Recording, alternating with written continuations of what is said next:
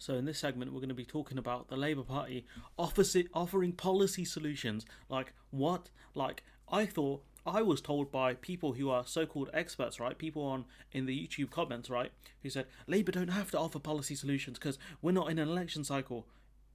You fucking I swore again. You idiots, right? This is what you need to understand.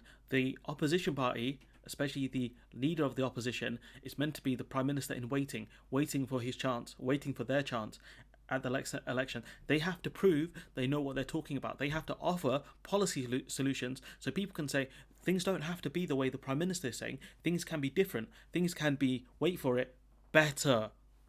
So yes, the Labour Party offering policy solutions like my heart, like what? Like it's taken you almost a year, stammer. Like what's going on, bro? What's going on? Like how come this is so sudden? Is it because you're not doing well in the polls? Is it because you're getting criticisms because you're not standing for anything? Is it because I did a video on you the other day? Huh? That's definitely not the last one. Definitely not. I don't have the clout yet. One day, get me there.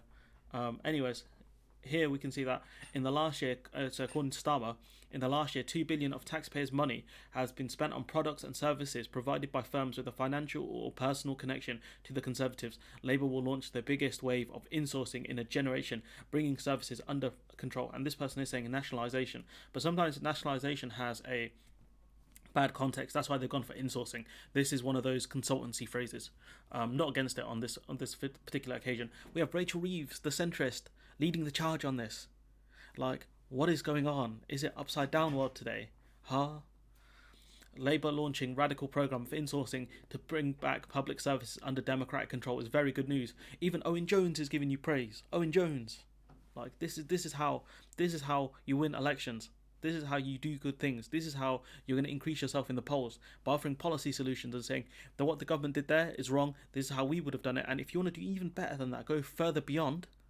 Yeah, go further beyond. You would say these things weeks or months in advance, so you can say, look, on this day at this time, I said this strategy the government is going for is wrong, and I've been proven right by the National Audit Office, by these other agencies, because what you have done here is wrong, and I warned you at the time it was wrong. Don't be Mr. Hindsight. Be Mr. Foresight. Be the one who sees things before they happen. Use the Pokemon move Foresight. So we go into the actual article here. So Rachel Reeves, Labour would oversee radical insourcing of public services. So a Labour government would launch a radical program of insourcing to bring public services back under democratic control, the front bencher Rachel Reeves will say, as she accuses Boris Johnson of handing 2 billion of COVID contracts to Conservative cronies. And the point the Labour Party have to make is these contracts were not open tender.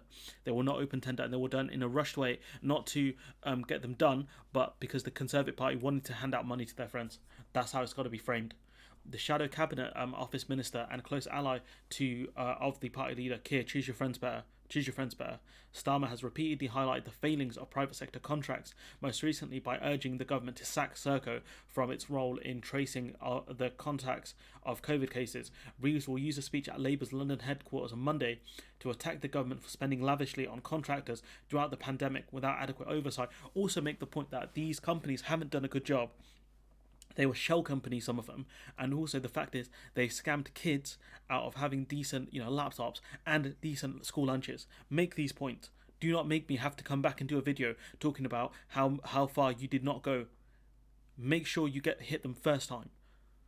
Labour claims more than 2 billion of taxpayers' money has been spent on products and services. I just mentioned that.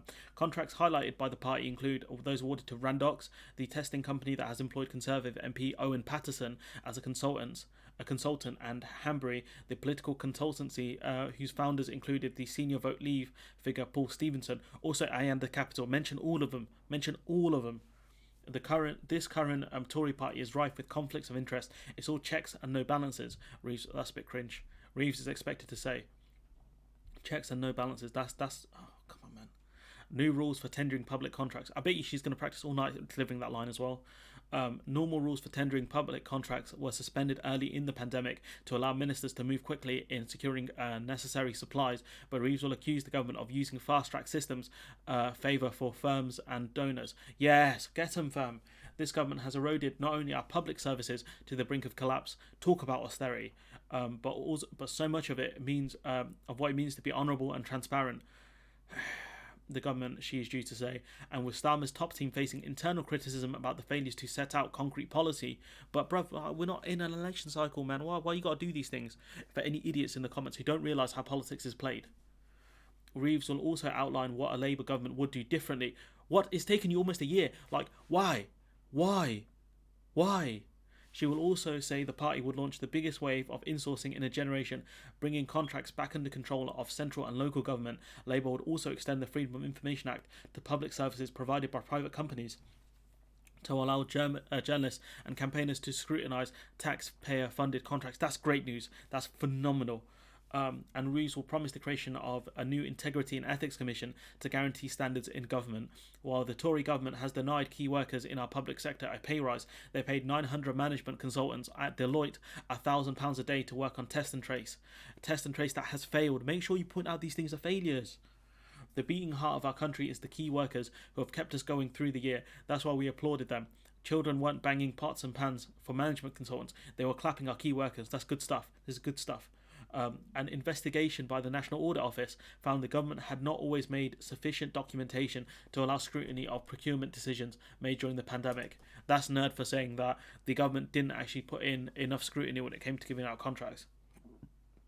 The lack of adequate documentation means we cannot give assurances that the government adequately mitigated the increased risk arising from emergency procurement or applied appropriate commercial practices in all cases, the NAO has said. So basically saying that the government didn't do the documentation properly, so they couldn't do proper risk assessments, and so that's why there are issues. While we recognise that these were exceptional circumstances, there are standards that the public sector will always need to apply if it's to maintain trust. Make the point that he missed so many COBRA meetings, they didn't add to the pandemic stockpile, and that's one of the reasons why they created this system where it's either by incompetence or by design, so they could give money to their friends. Like, this is good, but we want to be greater. We want to go further beyond. Her speech comes as Labour councils urge the government to hand more powers to local authorities to tackle unemployment and kickstart their economies instead of relying solely on the private sector. Good stuff. Analysis by the Local Government Association Labour Group suggests 5.4 million people are either furloughed or claiming job seekers. In England, more than 1.1 million of those are in the capital and other hard-hit areas, including Birmingham, Leeds and Manchester. The Chancellor Sunak is expected to extend the furlough scheme in the next month's budget, but as COVID restrictions are lifted and the scheme unwound in the coming months, firms will have to decide whether to bring back staff into full-time employment. The Labour group's leader, Nick Forbes of Newcastle City Council, said councils want to do everything we can to fire local economies and create opportunities. From test and trace to PPE, we've seen government make the wrong calls throughout this crisis. They have repeatedly refused to trust local communities to take decisions that work for their area. And the thing is, if the government had given these to local communities and they failed, they could say this is why we need the private sector. And even if they did well, you could say, but the private sector would have done it better. But instead, you went the wrong route, the stupid route. We have the local knowledge, the networks, and on-the-ground understanding of up-to-date information you need in a crisis. That's why government should give us the space we need to fight for local jobs. A Conservative Party spokesperson said, throughout the pandemic, British businesses have worked with our public services to fight against coronavirus by delivering a widespread support, including PPE, hand sanitizer, and ventilators. Yet, at every turn throughout the pandemic, Labour have tried to play politics and score points. Like, no, bruv, they're criticising you. They're doing your job. And you've given out contracts to your friends. Let's not deny it now. Conservative Party spokesperson, what's your name, fam? What's your name? You're going to stick your name on this, are you? Embarrassing. So, yeah. What we can gather from this is Labour finally got the weapons out and finally are going to fight back. Hopefully. This could be a false dawn from Starmer and the gang. But this is good news. This is what I want to see. This is what I've been calling for the last 6 or 7 months. Offer something. Give us something different. Don't just criticise the government. Tell us what you would do better. It's not enough to criticise someone. You have to offer a solution. That's what teachers do with kids. I don't understand why it's taken so long for the government to come up with something. The leader of the opposition and his team to come up with something. I'm embarrassed for you, Starmer. And I don't want to have to do any more videos criticising you again, but no doubt I will have to in the future, especially if you're this slow. Like, you are on this one, you're slower than the government, and that's saying something. Anyways, I'm going to leave it there. Let me know what you think in the comments below. Like, comment, share, subscribe, and hopefully I'll see you in the next one.